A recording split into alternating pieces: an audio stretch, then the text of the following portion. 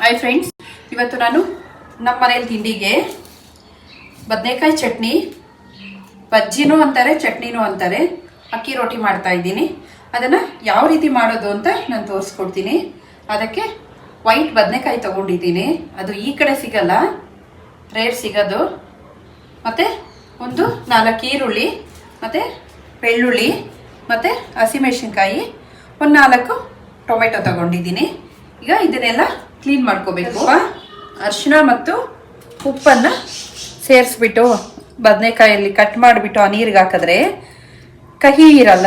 ಯಾವುದೇ ಬದನೆಕಾಯಿನೂ ಒಂದೊಂದು ಬದನೆಕಾಯಿ ಕಹಿ ಬರುತ್ತಲ್ವ, ಮತ್ತು ಕಲರು ಚೇಂಜ್ ಆಗಲ್ಲ, ವೈಟ್ಗಾಗೆ ಇರುತ್ತೆ. ಅದಕ್ಕೋಸ್ಕರ ಒಂದು ಸ್ವಲ್ಪ ಅರಿಶಿನ ಮತ್ತು ಒಂಚೂರು ಉಪ್ಪು ಹಾಕ್ಬಿಟ್ಟು ಕಟ್ ಮಾಡಿ ಆ ನೀರಿಗೆ ನಾವು ಬದನೆಕಾಯಿನ ಹಾಕ್ಕೋಬೇಕು. ಅಷ್ಟು ಕಟ್ ಮಾಡಿ ಅರಿಶಿನ ನೀರಲ್ಲಿ ಹಾಕಿಟ್ಕೊಂಡಿರೋಂಥ ಬದನೆಕಾಯಿನ ಚಿಕ್ಕ ಬಾಣಲಿಗೆ ಹಾಕ್ಕೋತಾ ಇದ್ದೀನಿ. ಬೇಗ ಆಗಬೇಕಂದ್ರೆ ಕುಕ್ಕರ್ಗೆ ಇಟ್ಕೋಬೋದು, ಬಟ್ ಅಷ್ಟೊಂದು ಟೇಸ್ಟ್ ಬರಲ್ಲ. ಅದಕ್ಕೆ ನನಗೆ ನಿಧಾನ ಆದ್ರೂ ಪರವಾಗಿಲ್ಲ ಅಂತ ನಾನು ಬಾಣಲಿಗೆ ಮಾಡ್ಕಾಯಿ ಒಂದು 10 ತೊಗೊಂಡಿದ್ದೀನಿ. ಮತ್ತು ಬೆಳ್ಳುಳ್ಳಿ, ಮತ್ತು ಒಂದು 2 ಈರುಳ್ಳಿ,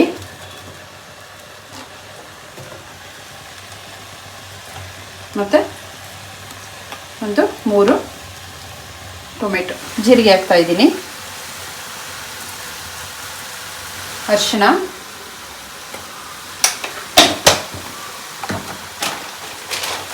ಫಸ್ಟು ಉಪ್ಪು, ಒಂದು ಅರ್ಧ ಲೋಟ ಹಾಕ್ತೀನಿ ನಾನಷ್ಟೇ. ಇದೆಲ್ಲ ಹಾಕಾದ್ಮೇಲೆ ಒಂದು ಪ್ಲೇಟ್ ಈ ಥರ ಮುಚ್ಕೋಬೇಕು.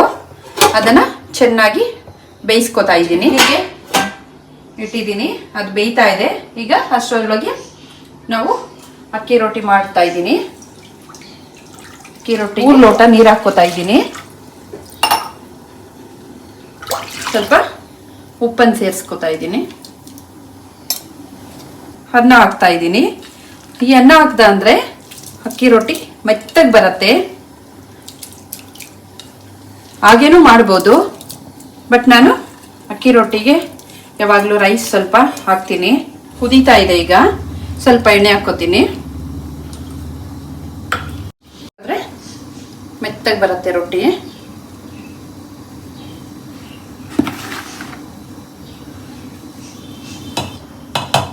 ಸ್ವಲ್ಪ ಬೇಯಕ್ಕಿಡಬೇಕು.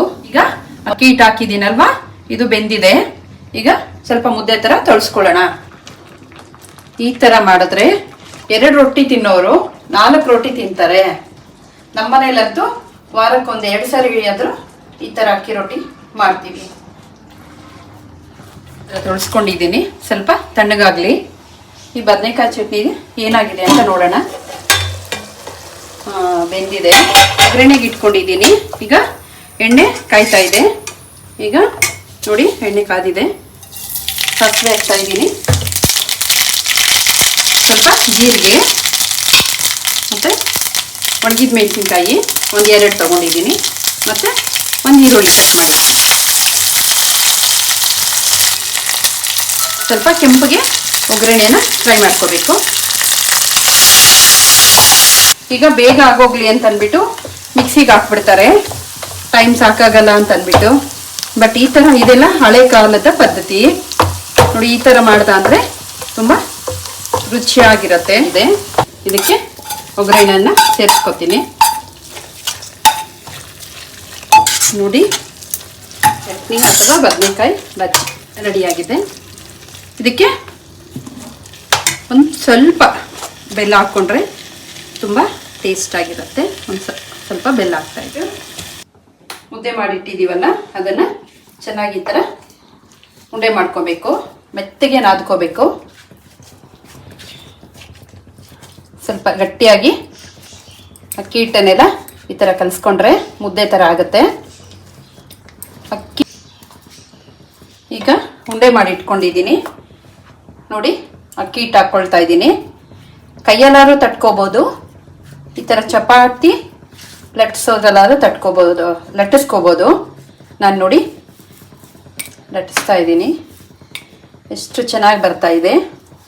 ಹೀಟ್ ಹಾಕ್ಕೊಂಡಾದ್ರೂ ಉಜ್ಕೋಬೋದು, ಇಲ್ಲಾಂದರೆ ಆಯಿಲ್ ಹಾಕಿದ್ರೂ ಉಜ್ಕೋಬೋದು. ಎಣ್ಣೆ ಹಾಕಿ ಉಜ್ಕೊಂಡ್ರೆ ಇನ್ನೂ ಇದಾಗತ್ತೆ. ಸರಿ, ಆಯಿಲ್ ಜಾಸ್ತಿ ಹಾಕಿ ಅಂತ ಆಯಿಲ್ ನಾನು ಜಾಸ್ತಿ ಯೂಸ್ ಮಾಡಲ್ಲ. ನೋಡಿ ಎಷ್ಟು ಚೆನ್ನಾಗಿ ಬರುತ್ತೋ. ಅಕ್ಕಿ ರೊಟ್ಟಿ ಹಾಕ್ತಾಯಿದ್ದೀನಿ.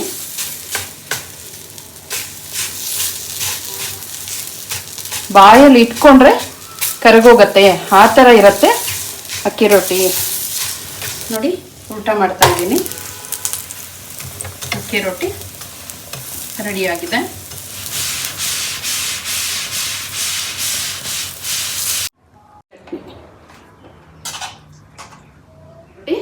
ಬದನೆಕಾಯಿ ಚಟ್ನಿ ರೆಡಿಯಾಗಿದೆ.